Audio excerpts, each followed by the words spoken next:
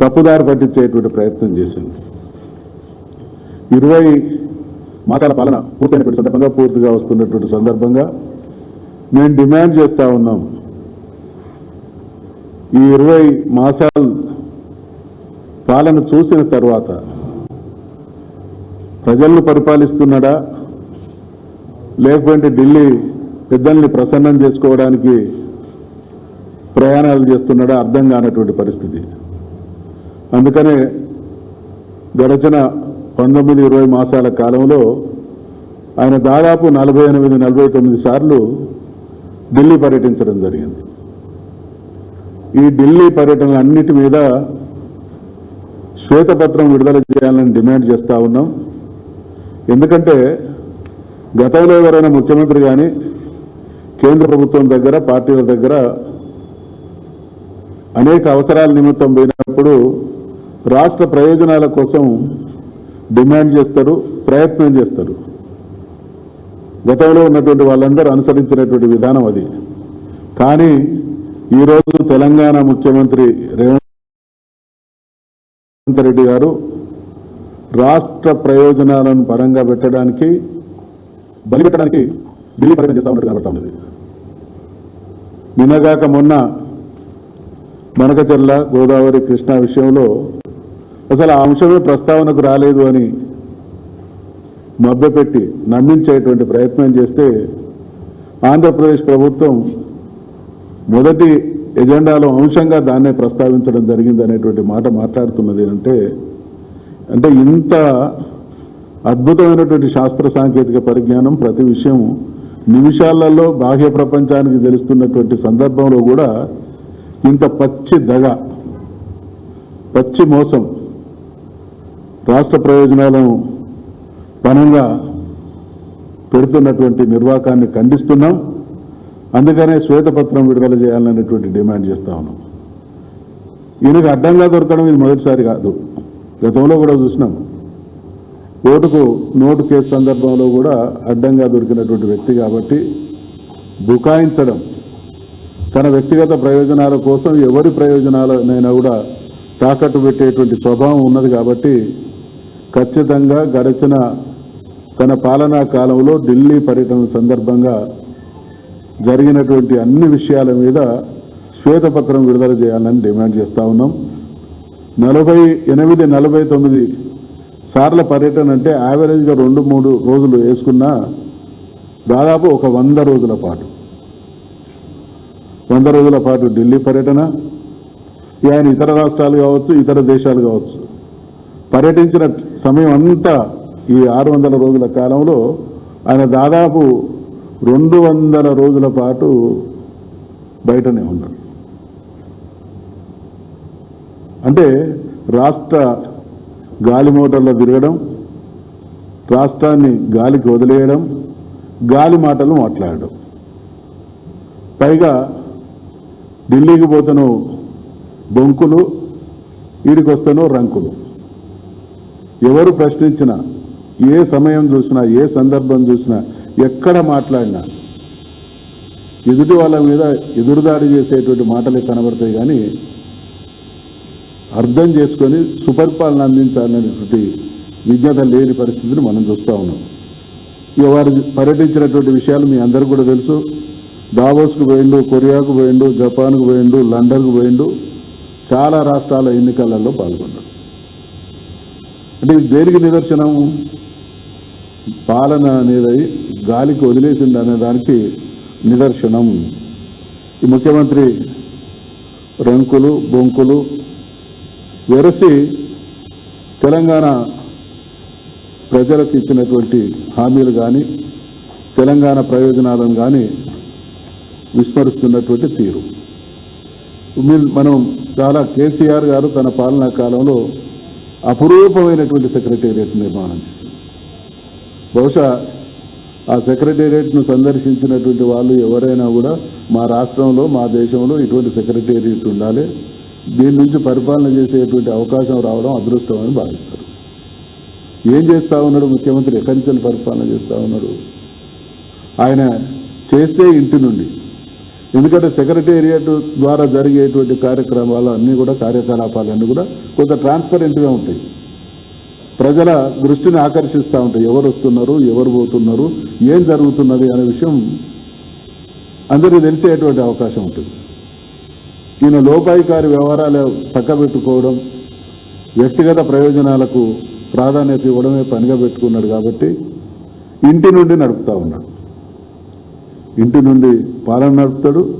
లేదు కొన్ని సమస్యలు ఆయన అనుకున్నటువంటి రేంజ్లో ఆ ప్రెషర్, ఒత్తిడి లోను కావాలనుకుంటే కమాండ్ కంట్రోల్ నుంచి, కమాండ్ కంట్రోల్లో ఎవరిది, అది పోలీసుల కోసం, రాష్ట్రంలో ఉండేటువంటి శాంతి భద్రత కోసం, రాష్ట్ర ప్రజల ప్రయోజనాలకు భంగం కలిగితే యాక్షన్ తీసుకునేటువంటి సెంటర్. అది సెక్రటేరియట్ వదిలిపెట్టి మరి కమాండ్ కంట్రోల్ నుంచి పరిపాలన సాగించడం అంటే ముమ్మాటికి హిడెన్ ఎజెండా ఏదో ఉన్నది.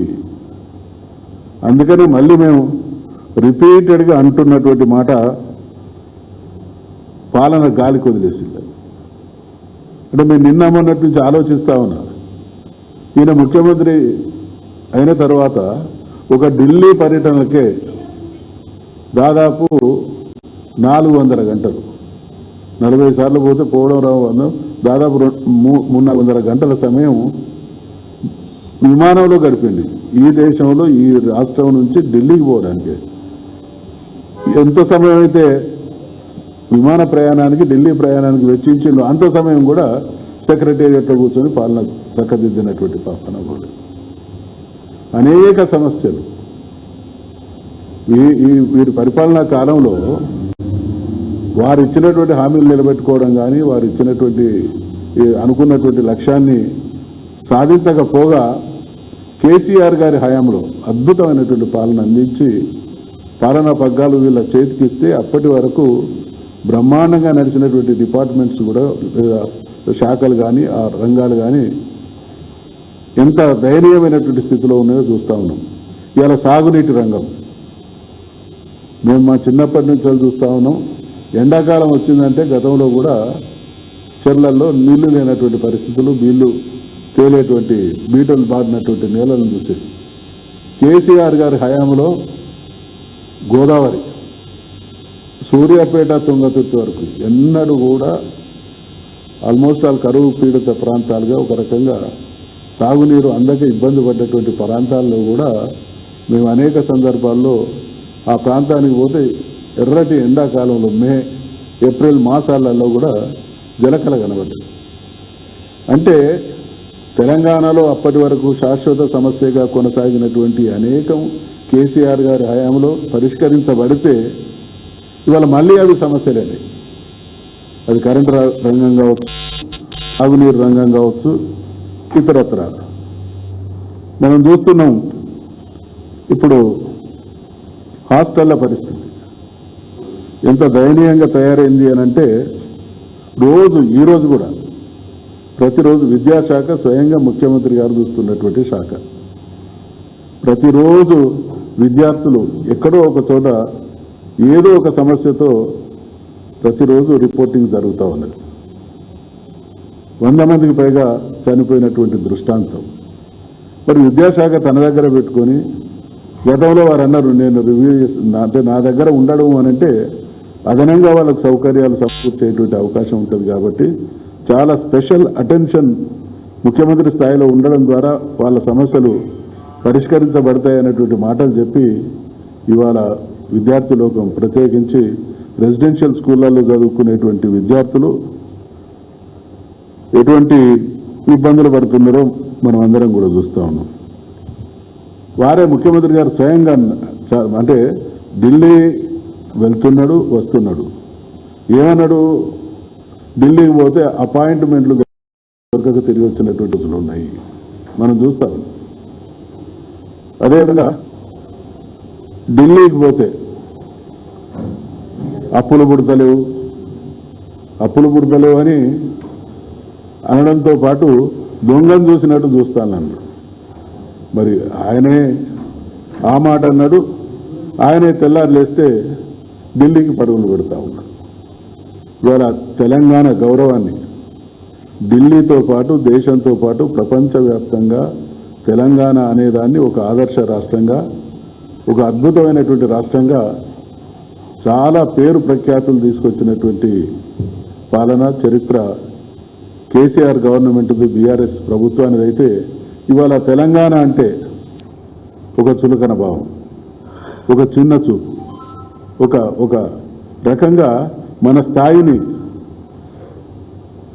ఈ ముఖ్యమంత్రి గారి హయాంలో దిగదారుస్తూ ఉన్నారు. నిన్న ఇంత జరుగుతూ ఉంటే ఒకవైపు పాలన గాలికి వదిలేసిండు, స్కీమ్లన్నీ కూడా అటెక్కినాయి. ఇంత జరుగుతుంటే కూడా మళ్ళీ నిన్నిచ్చినటువంటి స్టేట్మెంట్ ఏంటంటే పరిపాలన ఏ విధంగా చేయాలో మాకు తెలుసు.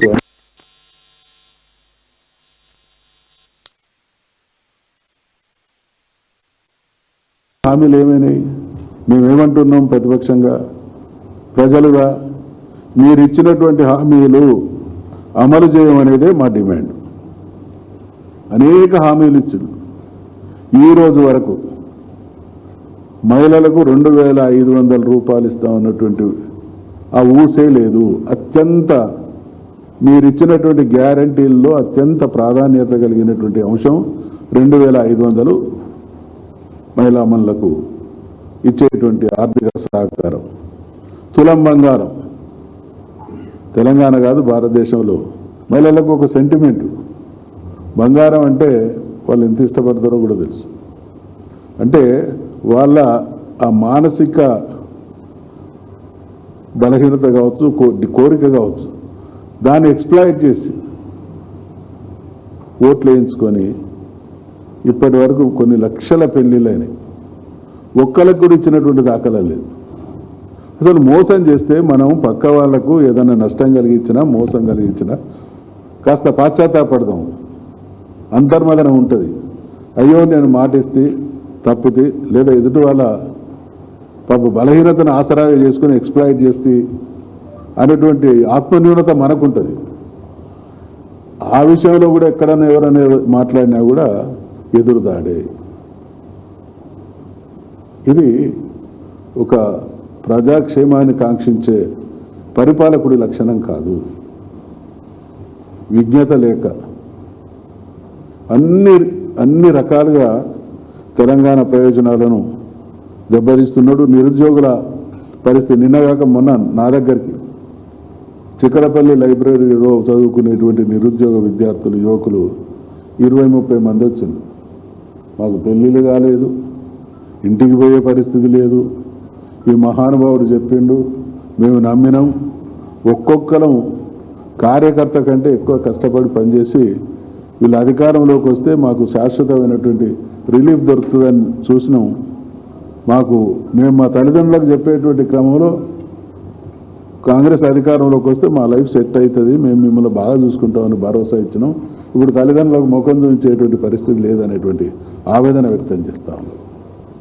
అన్ని రకాల మోసం, దగ.